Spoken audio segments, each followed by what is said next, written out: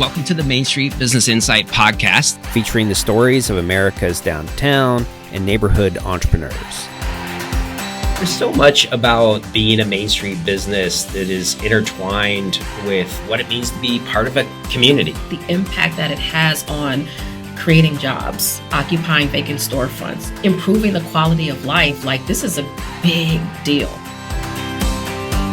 What advice would you give to other Main Street businesses? Investing in yourself is the most important thing that you can do. What was that experience like for you to reach out and, learn from others? Any entrepreneur getting into business, I highly recommend find the people that you trust that'll tell you the thing you may or may not want to hear when you need to hear it, and who will stand by you in helping to solve your challenges.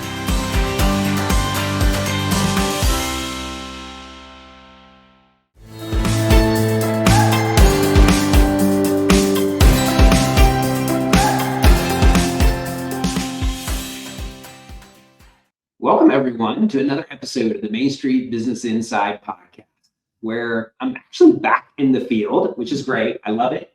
And in the absolutely beautiful Bozeman, Montana. So I got to do a quick commercial. I feel like I'm representing the tourist board or something like that, but I got to do some hiking yesterday.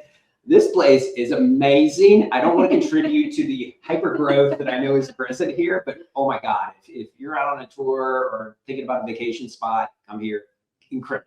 And not only is it incredible with amazing views from the Main Street, but I'm actually in one of the coolest stores I've been in called Heyday. I'm with the owner, Mallory Dabney, and I'm just actually blown away. I walked into this place not knowing what to expect outside of seeing her amazing e-commerce site, but I think they have done one of the best jobs I've seen in really creating brand identity within the store. I'm really building up Mallory here. So and seeing how that transitions to her e-commerce site as well. But it's amazingly inventoried, meticulously curated with Montana-inspired gifts and jewelry and home decor items. It's absolutely just lovely. And I will say, I am a Yellowstone fan.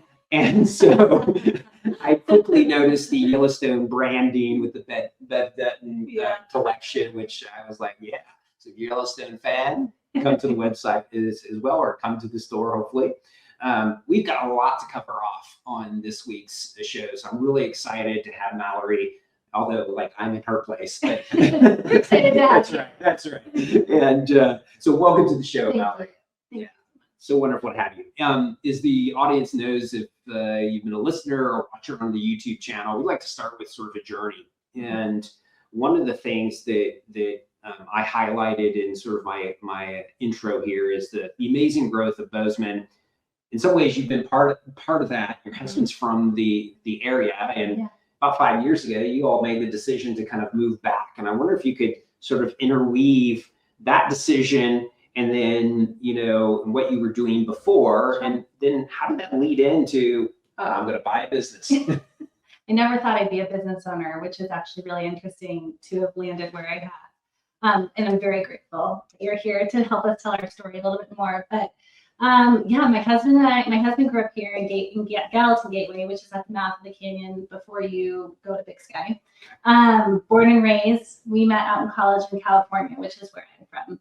And in 2014, he looked at me and was done living in San Francisco, and I was shocked, and I thought we were going to raise our babies there. So we made the hard decision to move, and at the time, we were both working in corporate America. He was in actually the solar industry, and I was working in corporate retail marketing for a beauty company. I loved my job. I had amazing opportunities, but for our future, I knew that maybe living in San Francisco was not for us. So we moved in 2014, and the job market as we landed here was very different than it is today. It was hard. I was a California kid. I didn't hunt. I didn't fish. So finding a marketing job. It is big here, folks. It's grown a lot. It has grown a lot. And so now the marketing jobs are certainly maybe a little bit more. But for me at the time, it was hard. And so my husband knew this place. He had friends. And so I kind of had to integrate into the community, which felt hard. I never really left home. And so I've never been pushed to do that. Yeah, that's a whole new experience. It is. Yeah. It is. And I guess how old were we? Mid-20s. That's new. So Right. it was. Now I'm feeling old, folks. Yeah. So it was an amazing experience. We landed here. He started his job, and I went on the job hunt and couldn't really find much, but I became a wedding planner. Okay. And in hindsight, it's how I met some really great people. I mean, you make so many connections that way. However, you also give up all your Saturdays and Sundays in the best time of the year in Montana, the summer, to weddings. And so I found myself struggling to integrate into the community, make friends, spend time with these new friends.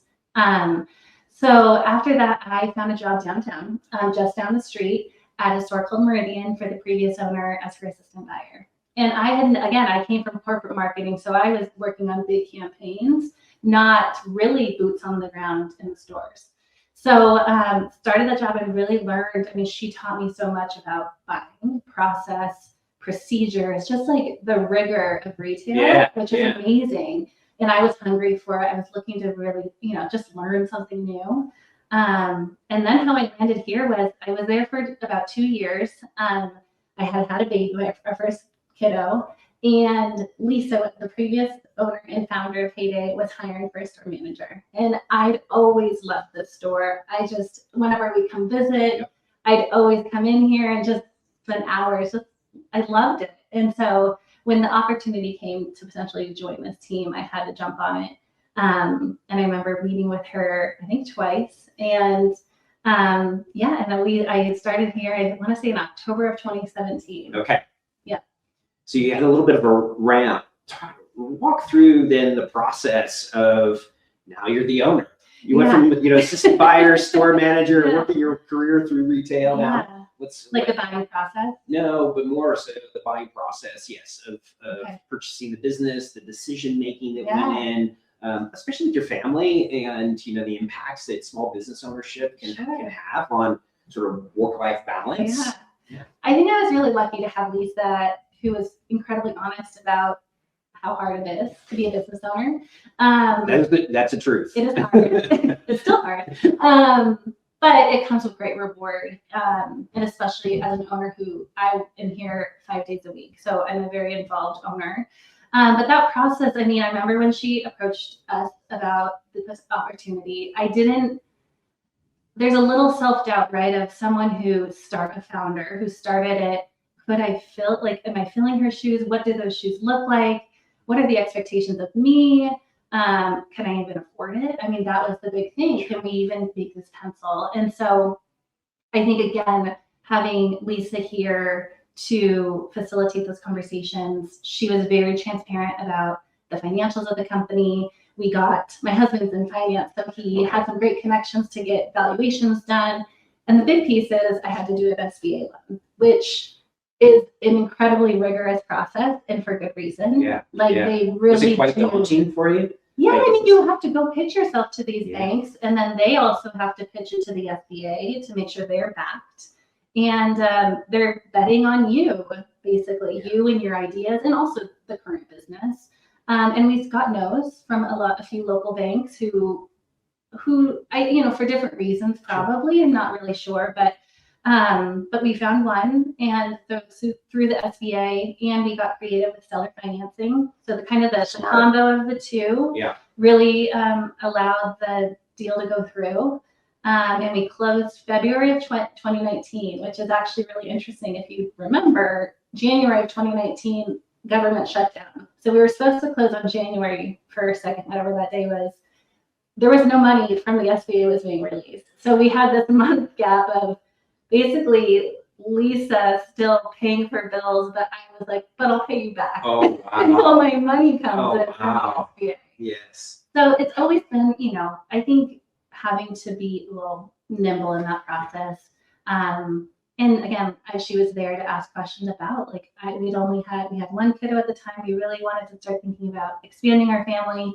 Can I do that as a young mom with now 2 kids? Can I run a business? Yeah. And it feels like, what does the travel look like? Just so many considerations that that she, was able to be there for, which was really helpful. Yeah, there's a lot bundled up in that. There's the mentorship of it, of having existing owner willing to sort of share ideas and give guidance even throughout that whole process. And, For sure. and in some ways, post process, there's the financial side. I'm really glad that you mentioned sort of like owner financing. I think a lot of small business owners or, prospective entrepreneurs think that there's kind of like one pathway to ownership or financing or that kind of thing. And I guess the importance here for everyone out there is that there are a lot of different pathways. It's just sometimes you got to be creative about it. The other thing I'm sort of wondered tied to that, you talk about going through the SBA process.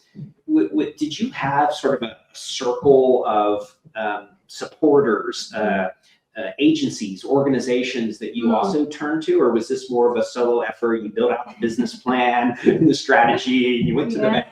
What was that like? I know. In hindsight, I probably could have tapped into more resources. I actually got my MBA in college right after I graduated, very young, and I wouldn't necessarily recommend that, but I've gotten a better MBA running a business. But I had an acumen. I had an idea of how to do it.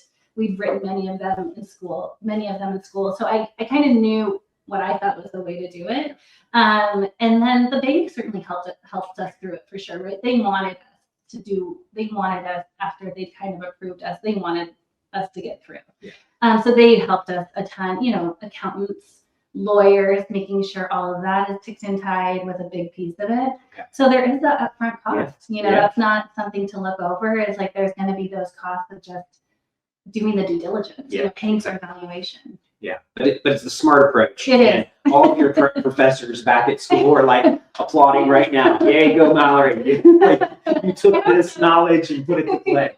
I want to talk a little bit about brand. I think brand is something that from a corporate perspective, there's a lot of dialogue, but small businesses have to think about their brand identity, and that can be in lots of different forms. It can be sort of in a physical sense.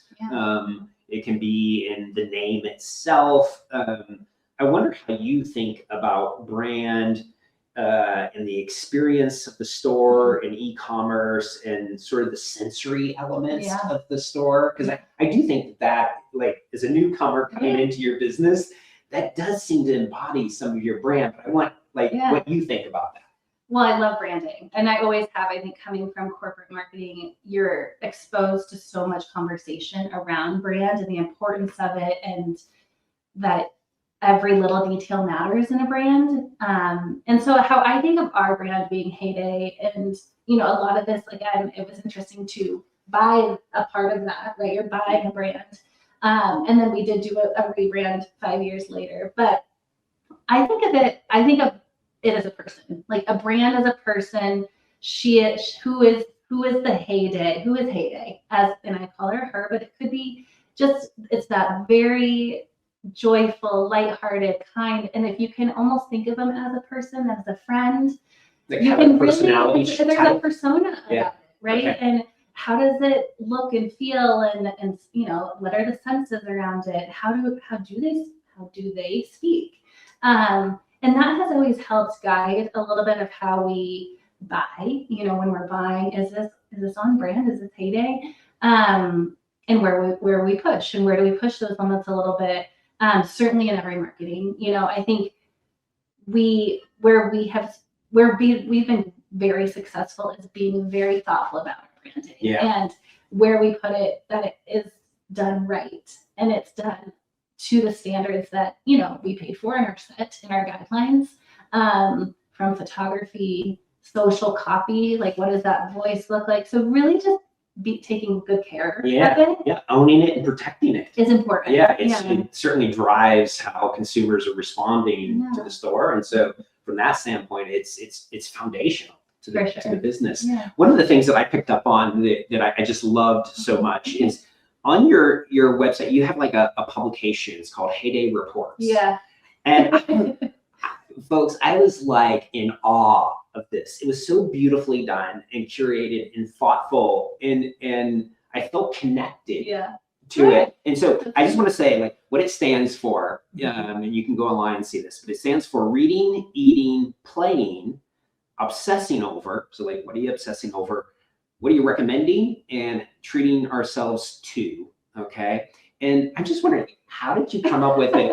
And then I just want to do a special call out to one of your staff members, Lisa, who was talking about Oktoberfest in Munich. I was just there 2 weeks ago. Oh. Lisa, maybe I saw you, I don't know, in the millions of people. But I thought that was so cool. Yeah. Tell me about reports. How's that fit into So brand? that's new for us. Okay. And it actually was originated. I actually don't know if I don't think we're the originators of it, but it's from our team. I'm So gonna claim Tessa, yeah, we can claim it. Tessa is our operations and marketing manager, and she is one of the hippest like gals I know. And our team has always brought us great ideas. And that's kind of what we foster, is an environment where if you have an idea, like we may not say yes to them all, but like, let's throw it out there. Everything's on the table. And this is one of them. A great idea. We've always known that beyond the product, like beyond the store, what you see upstairs in the store, it is the people. It's the human experience that you feel when you walk in, how you're greeted, how you feel when you leave, and you feel full and filled up. You feel seen. Yeah. And so the best way for us to connect those two from a digital and in-store person experience is really connecting our people to our audience. And so we've always seen that in social when we post photos of our team behind the scenes of what our team's doing on an outing for a report, like that value of, I really love what you have to say and I want your personal opinion. Yeah. I mean, we always on the sales floor, we have a lot of tourists in Bozeman, and they come in and it's a great conversation and they're like, well, where should I go hike? Where should I go eat? What about lunch? Like, how's this place? And we love that. And that's exactly what Reports is. It's that opportunity for our team to share what they love. And maybe someone starts watching a new show because Emma recommended it. Exactly. I instantly felt connected to the store and looking through that. And I felt like you were in essence creating community within the store. The other thing that I find interesting about what you were saying is that I think oftentimes, if you've have a staff or what have you, that maybe there's the expectation as the owner, the entrepreneur, to have to, in essence, own all decision-making, all ideas. And it seems like you've created, in some ways, sort of an entrepreneurial mindset culture and innovation culture here where people percolate ideas and we test things. Yeah. Does that resonate with you as an owner? I mean, that's a place where I would want to work, as an owner, but also as an employee. It's how I would want to be invited into a company. I always say, like, when you're hired, that trust is granted there. And with that comes ideas and openness. And that's what we want from you. Like, that's why we are bringing you onto this team for your new ideas, fresh approach. That's only way forward for us to evolve. I think I love that you say that's the feeling, because that's certainly what I hope is that our department heads and then for them, their teams are encouraged to make decisions, and we may talk about them and we may have a different way forward next time, but I love that there's that autonomy and that confidence to make decisions. Yeah. I've always thought that sort of innovation occurs at the crossroads of different people's backgrounds and experiences. And Sure. it seems like you've established a team kind of concept here that allows for that. I think that's critical, from a small business ownership standpoint. One of the other things that struck me, and I kind of knew it coming into our discussion, but visually I was blown away by it. And it really is what I think a lot of small businesses are desiring to do. Some are at different stages of their journey relative to a bricks and clicks strategy and how digital and e-commerce can work with a physical store, as well as like how do you sort of curate an experience that is much easier to do in store because the sensory elements than in a digital. But I just think you've done an outstanding job. And I wonder if you could get into a little bit of maybe the as they say, the X's and O's, the blocking and tackling kind of thing. It's a football. But how do you manage, especially like inventory, some of the differences between what you've got on your e-commerce, your website, and what you have in store? How do you manage that process? Could you just talk a little bit about how it works? So our e-com store is much younger. They certainly did not start at the same time. And so in some sense, it's still a startup. And so we're still navigating a lot of those plans and strategies. But we have had it since about 2015. Okay. So we've had it for some time. Certainly so grateful we had it well established going into the pandemic. Huge, It just huge. obviously went through the roof. But that has evolved. Managing inventory, it's something we're actively looking at of like, do we need an online buyer to really manage this? Right now, the buyers manage almost the online store like it was another brick and mortar shop. Okay. So allocating goods, if we have one candle, how many are going online and how many are going in the store?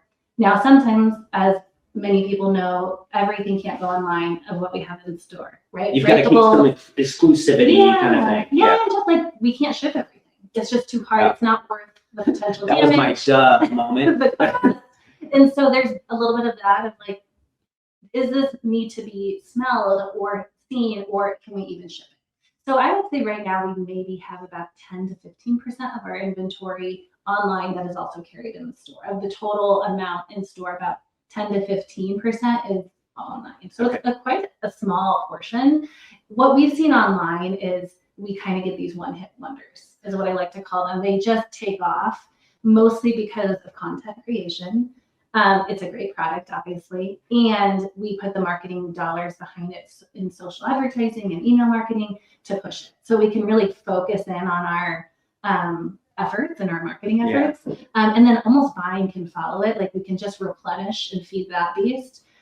So that's where it's very different, where the store experience, with traffic rising in Bozeman and foot traffic, it's been an easy, like not easy, but it's a little bit easier to move things around, right? And re-merchandise things, tell a different story.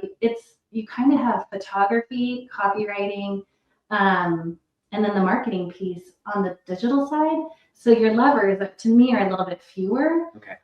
So it's a different tactic almost for each channel. Yeah. But we are still figuring out the best way to manage that inventory. What should go online? What shouldn't go online? There's a little subjectivity in there, which is hard, I think. But we're still trying to optimize that process. Is it just sort of like out of curiosity, how have you seen sort of the percent sales differences between the two? And then I wonder if you could also just comment on sort of the viral nature, it sounds like, of how certain products, like, is that predictive, or like, how do you okay, we're going to I think you said feed it. Like, right. could you talk a little bit It's about that? hard. I think that is what, as a buyer, is really frustrating. It's like, great, right? This is selling so fast. Amazing. If we could predict it, we could buy it and buy more of it and have it on ready. So I would say, for me, in my opinion, and the numbers would show, again, I think this is also speaks to the online store just being younger. Okay. It is more volatile, and it also has gone through a pandemic, right? So we have seen these big peaks. I would say right now it's starting to kind of level out for us. Like a new norm A almost little setting new in? norm for Okay. online. And then the store kind of has had that too after an expansion. It had some big peaks. And then that one has also, but I kind of feel like we're at that place where we have some decisions to make of, what processes, what structures need to be in place to then, if scale is what we want. Okay. But the viral nature, that you mentioned, the Beth Dutton quilling, there's a lot of things that are very lucky. It's just like you the struck timing, gold. right? The timing is, Yeah. the show was very popular. The earring is a local vendor. She's a friend of mine who made these earrings. They got picked up by the actress, and she wore them on the show. And there's these images that are incredibly valuable. And it's just, and then we have the money to put marketing dollars behind it. We have put money into the content creation. And so there's a lot of things we can get the inventory. We can get it fast. We don't have to wait, and we get it in like a week tops. And we kind of know exactly what to push and pull. However, about maybe, I would say when the show took a little hiatus, Yeah. we feel that, right? So I think that part is predictable, but you don't know what is going to get picked up. Yeah. So you don't know until you're really have to hustle and chase it. It's so fascinating to think about just the huge swings on the digital side, and then kind of steady as she goes, kind of, as they say, on the other side. Speaking of which, on the sort of bricks and mortar, Yeah. and one of the things that we commonly talk about are the intersections between community Mhm. and store. It's something that in many ways sets Main Street businesses apart from maybe the big sort of behemoths out there, is that intense kind of connection to community. Here in Bozeman, you have fundamentally two large markets, a vested local market, and then what's growing, this Yeah. huge tourism Sure. market. What does community mean to you in terms of how you think about it? Oh, I mean, it's everything. I mean, I think Heyday's is one of the longest standing retailers in our downtown corridor. And to me, I always looked at it as a cornerstone of the Like an community, anchor. like an anchor. And really, when you talk community, I think of that as Heyday. I mean, Lisa was always the first to say yes to, a new project, a new nonprofit needing a platform to share ideas and get that out into the community. And so I think that was established long before my time, but continuing it is important. And it's not beyond anyone at this organization that we could not do what we do without the community, both here and all the tourists that do come and visit here. I mean, it is amazing for this business that we do have that type of tourism. And so, I mean, from a community standpoint, I think it is top of mind. It's one of our core values, is to be at the front of that. And so that looks like a lot of different things. I mean, and not necessarily have to be big and splashy. We host a reading corner for little kiddos on Fridays. That's cool. Where one of our staff members, which was her idea, she dresses up as a storybook fairy No and way. reads a few books to kids. And so that's seasonal, but it's like bringing people in where it's not about the shopping, like we know you may find something, but really it's about making you feel really comfortable here, making you feel like you have a place here that is beyond a retail experience.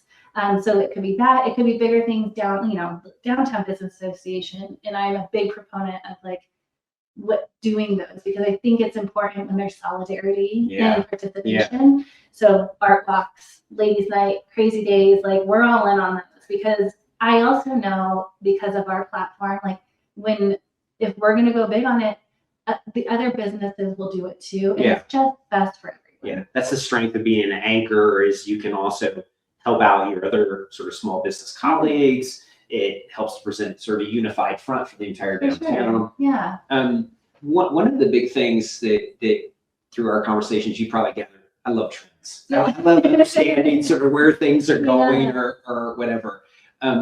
Could you talk a little bit about what you're seeing on the horizon when it comes to a business like yours? What are you tracking? What do you look at in order to make maybe pivots or shifts in how you're adapting the business? What role does societal or technology or economic trends play on your business? Sure. I mean, we are actually thinking about that a lot. I'm a little embarrassed to even admit this, but we've never had a traffic counter in our store until. Hey, I'm sure you are not the only one. Well, I don't know. I guess it just is, we didn't even think about it, but it's been amazing. Again, data is so powerful, and I think it's really helped us. We are astounded by how many people come in our doors, and really tracking that conversion rate. It's a great number for the sales team. But what it informs is staffing moving forward, right? So we have always thought we had these shoulder seasons. We've always been like, okay, October, it'll slow down. Early November, it'll probably be a little quieter, but then obviously our go time is mid-November to December through December. And then also on the front end. And what we're seeing is that there's not a big slowdown. Traffic is there. So our staffing needs have definitely need to adjust. Interesting. The other thing that I think about a lot is as a retail shop that has 4 walls, we have slat wall on just about every nook and cranny of that store up there. So many displays, as you saw, Yes. is that that will start to get, there's just no more room. So we're going to have to get smarter about how fast we turn it, how quickly we move inventory in and out of there. And so with that, though, is there's an opportunity to really understand what the strategy is for us online. Yeah. Because sure, that's untapped. You don't really have to put a ceiling on it, but we have to build the structure under Yeah, it exactly. to make sure it can support it. And Yeah. we've been a little, maybe we probably have pulled feet about, we're slow to hire. I would say probably more on that, on the online side, only because we're still learning what is it going to be. You know, those trends we're starting to see them, but it was incredibly volatile for me. So it's hard to know as an owner and certainly as, you know, an e-com manager, how to staff it. Yeah. Do you see that play out, just out of curiosity, given the volume that you're doing on the digital side? And I get it that it's sort of new, but one of the bigger trend lines seems to be sort of like web brooming, where maybe you can carry lower inventory levels at the physical place, knowing that maybe people are doing sort of mobile shopping, or will come in, and if you don't have it, then you ship it to them. Does that play out, or people talk about that at all, or are you seeing any of that? Not really. I mean, we haven't seen that yet for us. You know, there's a lot of ways that we're trying to connect the two. One of them is in-store pickups free. Okay. You know, just making that easy peasy for people who are at work and need to get a quick gift, do it online, and then they just run in and grab it. So that's an easy way, but not where it helps control on the inventory side. No, Not so lucky there. No. What about just in terms of, like, you alluded to, you know, tracking, thinking about metrics and goals that you all track. Are there forms of data that you leverage, either through vendor markets or whatever, to kind of like better understand where the markets that you're in are heading? It's an interesting question. So we work with an inventory, I say advisor, consultant, and he's worked with Payday since day one. Okay. I actually worked with him also at Meridian. And so we in that conversation, we meet monthly and we go department by department, e-com and the brick and mortar store, and really see we can see trends in those departments. We're open to buy mostly, so it tells us, okay, you gotta go buy, you know, X amount of candles. But the value in that is he does also work with a lot of other businesses. Okay. And the company also is much bigger, where they have a national perspective. They're seeing what gift stores are doing. They're seeing here, there's a lot of businesses here that work with them. And so I love that, because you can feel a little siloed. You're like, exactly. is this beyond, you know, what you see on the, you know, on the broader news channels, which is like retail is X. It's like, well, that's not quite right is that small business? Yeah. And so I love that conversation with him, which is like, tell me what's in the big Gallatin Valley, Big Sky area. What are people hitting plan? Are they comping last year? Are they struggling to get inventory? I mean, those conversations are incredibly valuable. I love that you say that, because I think one of the biggest things for a lot of small business owners is just that gap between what's happening on a much more macro, which tends to be nationalized or even globalized these days. For sure. And it's not very sort of sector. Yeah. So you're hearing about like sort of the economy in very broad swaths. And then you might be able to pick up some very local just by talking to your peers, but then there's this sort of missing middle, and it sounds like maybe through, you know, suppliers or whatever, you can get things in aggregate. I think that's a lot what other small businesses struggle with. So I appreciate you sort of picking that out. It's maybe a tactic that other small businesses can leverage. I want to talk a little bit about the future. Okay. You know, we've been in the here and now. What's the vision? Where would you like to go in the future with the store? It's a big question. Yeah, it is. Yeah. This is a little bit of a sidebar, but our team does a crowded table conversation where we put an employee, a team member, on the spot, and they tell their story. And this is going. This is great. But they tell their story to the entire team and their background, kind of what we did today at the beginning. And then the team can just fire questions away. It can be professional development. It can be personal. It can be, how did you balance being a new mom and going back to work? Anything is on the table. And it's been incredibly valuable because we are a team of 40 people. And so things, you know, sometimes you don't see people at work every day. And I think it's we have a lot of people with some amazing backgrounds. But my point is, that question was asked about, like, so what's next? What's the future? And, you know, I think right now, I think I mentioned this a little bit earlier, we're at another point where it's time to kind of re-strategize. vision, we'll do that again. I did that obviously when I purchased the business, what I wanted to do when I came in, when was it going to be a good time for a rebrand. I think now it's almost like our structure is still trailing a little bit of the growth. Oh, So it's time to fascinating. look Yeah. at, like, really get nitty gritty at, Yeah. and I'm excited about this. I think it'll offer amazing opportunities to our team, our current team, and obviously the business is what is actually just not working, and we're only doing it because we've always done it. And so that could be roles, it could be different ways of processing inventory, it could be a lot of things. I think just that deep dive, and I feel like we're there. And that is not a glamorous answer. It's not 5 more stores or anything, but to me, that would offer so much value to this business, and the longevity of it is to do that type of work. And I feel like we're there. And the online store is part of that, right? So the online store needs that real, like, strategic exercise to get into, like, do we want? I think that's a big question for business owners to ask themselves. I've always had this a little like, go, go, go. We need to comp those numbers. We need to, we need to increase. They got to keep up. And I think it's an interesting question to ask yourself of, like, what do I want to grow? Does it have to be 20%? That comes with a lot of other things, right? So To change the sustainable, entire dynamic.